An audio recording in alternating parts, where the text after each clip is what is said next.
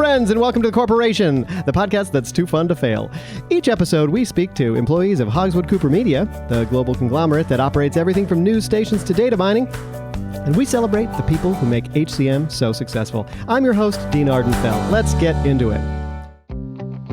Our first guest is the Senior VP of Marketing for Debbie Mae Diamonds, one of the world's leading jewelry store chains and a longtime subsidiary of the HCM family. This very successful executive oversees marketing campaigns for over 1,000 stores and, in his free time, breeds miniature poodles. Please welcome Dalton Wake. Hello, Dalton. Hey, Dean. How are you? I'm very well, thank you. This is exciting to have somebody on from the world of jewelry. Yeah, it's my passion. And ever since I was a boy, I knew I wanted to sell things to the world. Okay, so it wasn't specific to precious gems at that point in your childhood, though. Oh, no, it wasn't. Just selling things. I was just selling things. I started selling marbles to boys. So shiny things. Boys in the cul-de-sac. Shiny, valuable things. You even then knew the value of a shiny thing. Well, I knew it's not about the shiny thing. No? It's about the feeling that it creates within the person buying it, right? It's about new. It's about scratching an itch. Sure. And that's what I do. I scratch itches. What kind of itch would you scratch for the young boys in your cul-de-sac? Like, just by selling them a marble, what kind of feeling would it create in them that would scratch some kind of little boy itch that they had? It was a very specific itch that I grew. I don't do that anymore. I was only then. Of course, right? I wasn't suggesting that you're still selling marbles to boys in the cul-de-sac. No, of course not. No. But then I was very invested in scratching the little boy's itch, and I knew what I was selling them was. They woke up every day. They got on the bus. They went to school. Drab, dreary, sad. Mm-hmm. I sold them a marble, and I woke them up. I scratched an itch they did not know they had. Wow. Because when I gave them a marble, you know what they felt? They felt Mama's apple pie for the first day of summer. Yeah. They felt a radio flyer going down a hill too big. Wow. No brakes. Wow.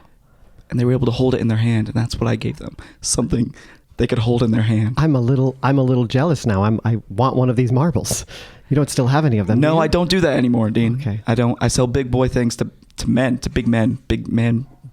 That's true, and women as well, or the men who buy things for the women. Yes, of course. Yeah. And this is a wildly successful jewelry chain. We've seen it in all the malls. Mm-hmm. And I know you've got some, every time I pass a billboard that has a slogan on it for Debbie Mae Diamonds, mm-hmm. I think that's my friend Dalton Wake, his creative mind at work. Yeah. And I'm just wondering if you might be able to share some of the more successful ad campaigns or slogans or anything that you've come up with. Sure. Have worked really well for Debbie Mae. I would say the first... Obviously, you probably remember our waterfall campaign. Of course. It's where so we open on a waterfall, of mm-hmm. course, and we see a woman in like a barrel, right? Right. She's about to go over the edge. I remember of the this. This was it was such a dynamic and convincing billboard I saw. Yeah. Mm-hmm. With the woman at the top of the billboard and actual water falling off the face of the billboard. Coming off the side. Mm-hmm. And it was very, very realistic. And right, you can tell that she's about to tip over the edge and there's a man at the edge and he's holding out a diamond. Mm-hmm. And mm-hmm. the billboard says, "Don't say no to a diamond." And sometimes it's about simplicity, right? It doesn't have to, like the slogan doesn't have to say anything about a waterfall or going over, taking the plunge, or sometimes metaphors get in the way, especially if you're trying, as you're driving, to watch a virtual billboard with actual water falling over it and a human woman, by the way, in a barrel at the top, which, by the way, inspired casting, right? You're putting an actual, very convincing actress up yes. in a wooden barrel for most of the daylight hours. Right, most of the daylight hours. Not all of them, of course. Not all of them, but most of them. And the thing is, we're all about that simplicity. Mm-hmm. It's all about implication and getting genuine reactions. Genuine reactions. So that woman, she thought she was filming a Sprite commercial. Is that so? That's so. Because Up on a billboard Yeah, well, for 18 hours a day. Actors, right? They'll do anything for That's a big true. break. That's true. And so, you can lead an actor to water, but you don't have to explain to them why they're there. Why there's water falling over the front of a Yep. billboard. Mhm. So we put her in the barrel, and she was like, what? And I was just like, it's implied. And she said, what? And then So we she held needed out more the diamond. more character help on her, like Absolutely. on her motivation. Well, because I had a very specific vision. Of course. Right? Because What was the slogan again? I forget it already. It was, don't say no to a diamond. Right. Don't. It's amazing. It really does make you think on so many levels. Because diamonds save you, right? Mhm. If she had said yes to the... If she had just said yes to the diamond, I don't want to ruin the ad with a full backstory, but I imagine... ruin away. That's what this podcast is for. That's why people Sure. tune in. They want to hear everything. To get the nuts and bolts. Well, so what I imagine happened was the man offered her a diamond. Right. And she said no, which set off just a cacophony of events. A cacophony, like a very loud series of very loud events in Yes. her life that led to this. Led to her in a barrel, almost going, clearly she's going to go over the edge. Right. And this man taunting her with the diamond. I see. And the So you don't diamond see the diamond salvation. as saving her from falling. You see it as almost vengeance for saying no in the first place. Just don't say no to a diamond or else. Or else. Right. Sometimes you catch more flies with vinegar than you repel. I don't know how it goes. But anyway, I do want to just real briefly before we bring on our second guest, talk a little bit about, I'm sure obviously it's fun to come up with slogans for the stores and everything, but I know that you have some PR duties in your job as well, and your company has come under some criticism because some of the wealth generated by some of these diamonds in some of these African countries may have ended up in, I know you know what I'm going to say, inadvertently financing warlords and destabilizing the region. But that's overblown, right? I mean, it's overblown, and you see here, Dean, the key word there is inadvertently. Okay. Right. And the second keyword is overblown. I'm glad you used both of them. Well, okay, look. All right. Do you know what happens to the dollar bill that you put in the vending machine after you put it in the vending machine? No. What if I told you that someone took that dollar bill and took it back in time and gave it to Franz Ferdinand? Oh, and then wow. he used that to buy a gun and start World War I. Is that Would how you that say started? that I'm certain of it? Wow. Would you say that you're responsible for World War I, Dean? Did you start World War I because you bought a Twinkie? Maybe, I don't know. But I wouldn't feel guilty about it if I had. The thing I like about this, and this is what makes your creative mind so much superior to my own, is that the addition of the time machine in that scenario, which while I would have thought like unnecessary to the point of what you're trying to say, makes it so much more interesting. Right. You know, like, yes, the dollar bill could have gone to fund any number of things here in this year, Right. in space and time. No, but Just take it I back call and that the start twizzle factor. The twizzle factor. The twizzle factor. Is that so? That's when you take something that could be mundane and you really just twizzle it. I see. Right? I think I feel it. Yeah. Yeah. I mean, I'm feeling an emotion more than I am like logically understanding anything. And that's it. Yeah. You're feeling an emotion. Right. You're feeling a spark. You're feeling an itch being scratched that you didn't know you had. You do know how to scratch itches. I find them. I just want to go back in the 2017 study that was put out. Your company was called 100% responsible for the bloody conflict that led to like a near genocide of an entire population. Near. But like, how could you have known like that would be the result, right? Right. So I just how could wanted I to have give you a chance to possibly speak to known? that. How could I have? Look, see, here's the thing. I'm a feelings guy. Sure. All right. I'm not a logistics guy. I'm not a conflict guy. All right. I follow a feeling, and if I feel a spark of excitement, I go down that rabbit hole. I don't ask follow-up questions. Right. If someone shakes my hand and tells me a joke and I laugh, I'm not going to question the skulls and guns hanging up as decor in their castle. Good point. So that is something you've been in castles. With Sure, I've skulls been in that situation, and you know what? Maybe you can call me 100% responsible, but did they say 100 out of 100? Right? Is that 100% out of 1,000%? I don't see in the notes where it says that. You're absolutely right that you don't. Otherwise, I wouldn't be sitting here in front of you. That's true. Well, I think we put that to bed. I'm going to move on to the second guest, but don't think I'm going to let you get off without talking about your miniature poodle. So we'll get to that in a moment.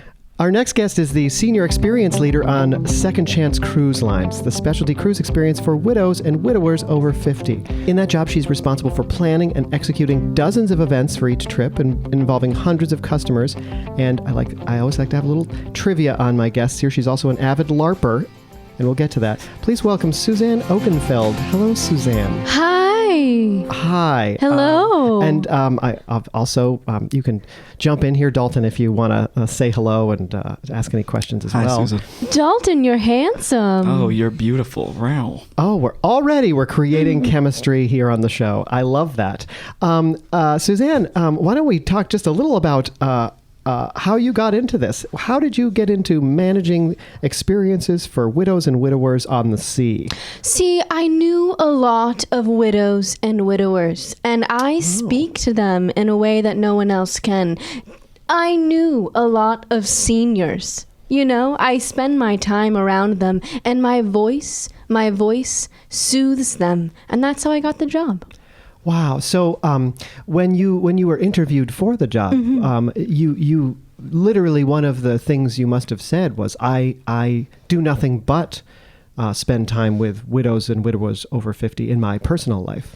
How did that come to be? Why is it that your social life off the sea was why were all your friends widows and widowers over 50 in your personal life? Yeah, I moved around a lot. As a child, I decided to continue that in my adult life. And, you need to find groups. Did I want to hang out with the 20-somethings, 30-somethings who just were in the bar scene? No. I wanted to play bridge. I wanted to play other card games. I wanted to play shuffleboard. So I'm wondering, though, what about living in a lot of places as a child led you to be around old people who had no spouses?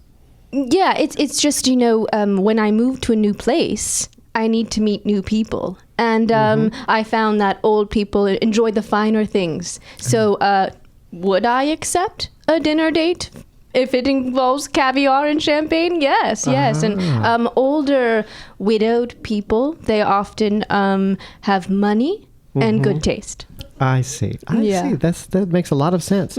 So, what are some of the challenges to working with this subset of people in a cruise ship environment, would you say? Yeah. So they can't move very well. The very old. The very old. Over 50 is practically. Yes. So, what activities, what experiences can I bring them if they won't get off the ship, if they won't experience where we're going, you have to bring it to them. Oh, so even in port, they won't get off the ship?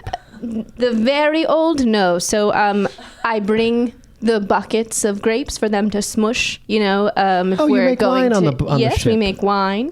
Some of them will do Tai Chi, sometimes I'll just bring a PowerPoint of the photos of the port that we're in. Nice. Oh, so they can experience what it's like to be in San Juan without having to get off the gangplank. Yes. These are also depressed people. They're widowed. Right, so, right. I do know that, looking at some of the information here it seems like this is a very popular thing for people to, in the widow or widower's life, to gift to them, and perhaps before they are ready to socialize or mingle or find love again. So what is it like having people like that on board?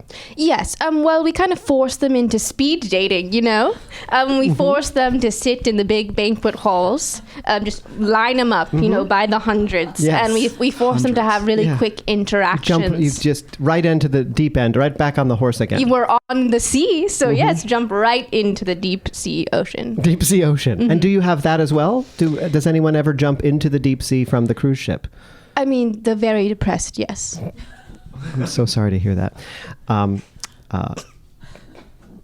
If you ever have any PR problems with that, I know a guy who's pretty good. I could spin that. Spinning a story. I could spin that. How would you spin that, Dalton? If, let's say, a very depressed person were to just lurch off the bow of the ship, is that what it's called? Or the stern. Or the stern. Or the gangplank. Or do you have a gangplank yes. on the cruise ship? Is that so? So let's say they walk themselves off the plank. Sure. And this is obviously going to be on the news. How would you spin that story? Nostalgia. Wow. Nostalgia. Nostalgia in Greek means the pain from an old wound. I don't know if that's true, but I'm pretty sure it is, that Dean. makes Beautiful. sense. And so these people are again searching for a feeling. They're searching for familiarity. Mm-hmm. They're searching for their past. And sometimes, before you can get to the light, you have to go into the dark. And there's nothing darker than the ocean. Death at sea, sure. That's amazing. I see now I'm in this embarrassing situation where I want to know so much more about the cruise ship and Suzanne, but I also have neglected the miniature poodles of Dalton. So let's just chat real briefly. Dalton, how did you get into this? And how small are these poodles? Because I've seen some photos and they look very small. They are about the size of a Mike and Ike. A Mike and Ike the candy. Yes, the candy.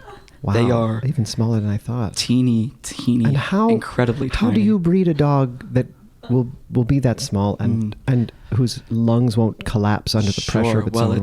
it takes incredible. It's like a bonsai skill. tree. It's like a bonsai tree. It's Delicate. It's like growing 100 bonsai trees in a bottle.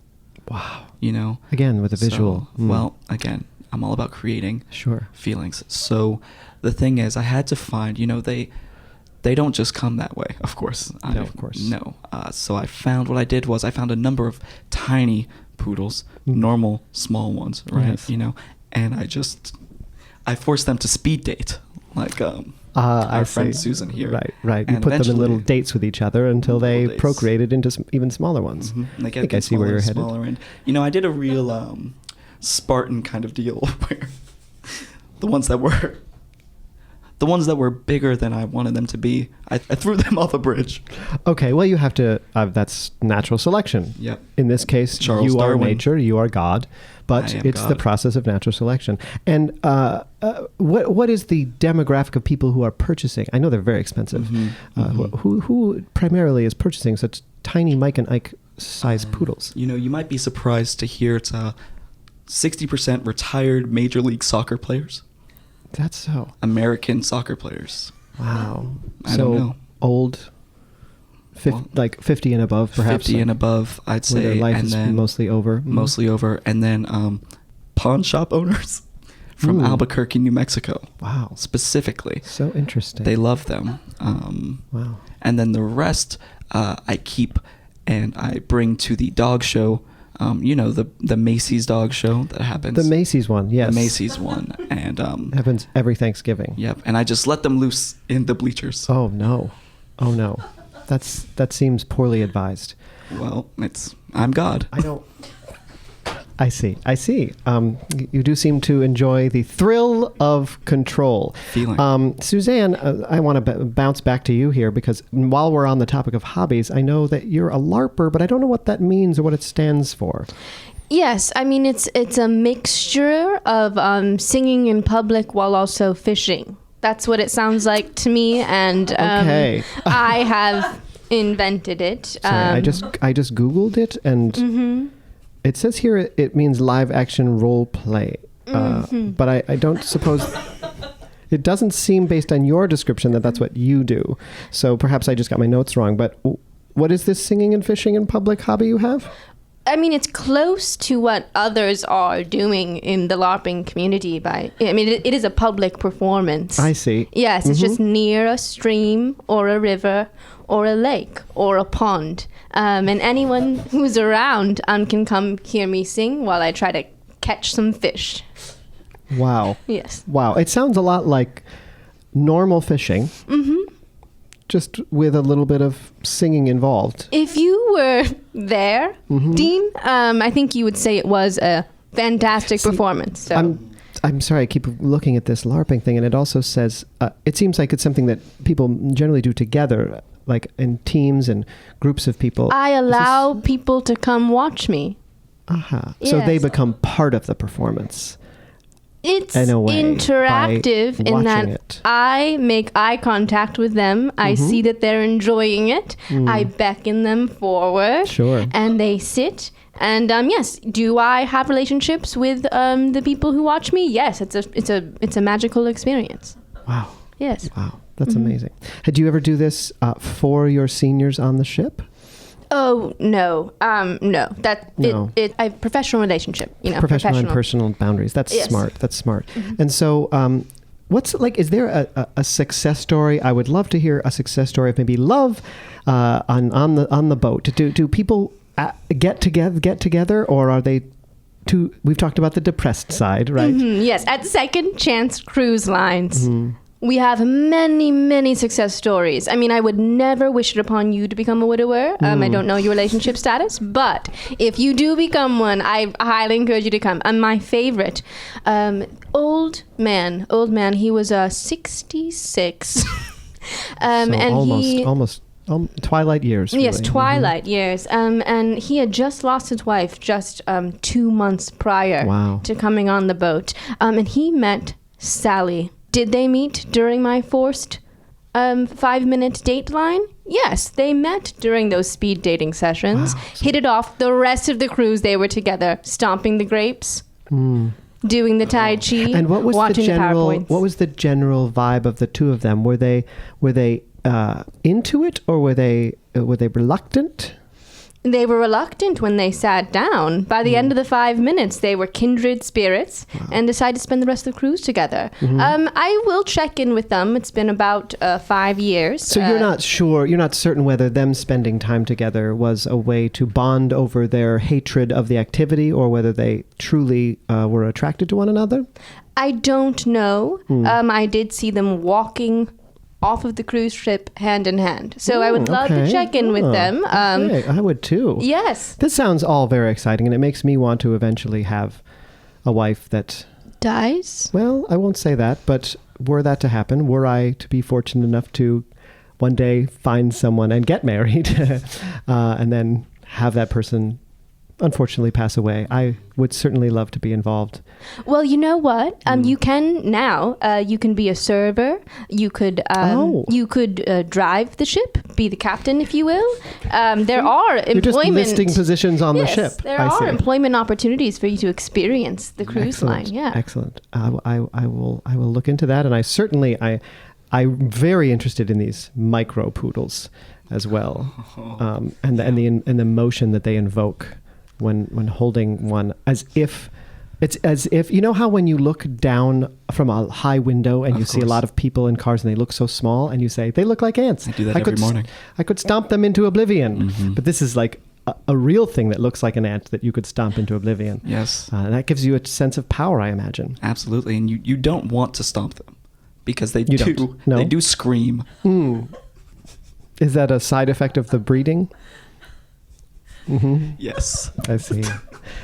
They are in just tremendous pain all the time. You know, when I think about it, there may be an analogy to the fact that you also have been accused of human rights crimes against a lot of what you called in an article very small people in a very far place. Interesting.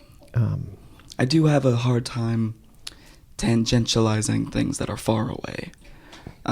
So I could see why. I don't know what that word means, tangentializing. What does that mean? Oh, Dean, you small boy. I have such a small vocabulary compared to a Your communicator such vocabulary as is the yourself. size of one of my poodles. It sure is.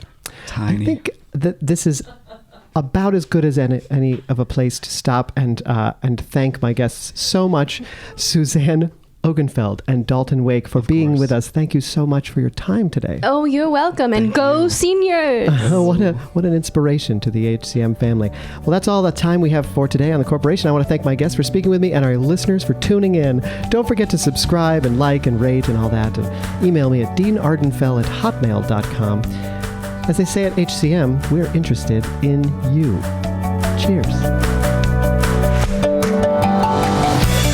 Corporation is a presentation of Unicow Media and was recorded at the studios of Vermont Comedy Club. Dean Ardenfell was played by Nathan Hartswick, Dalton Wake was played by Ash Diggs, and Suzanne Ogenfeld was played by Kate Farley. Listen to new episodes of The Corporation every Tuesday on iTunes and Spotify. And for more information about shows, classes, and other great stuff, visit vtcomedy.com.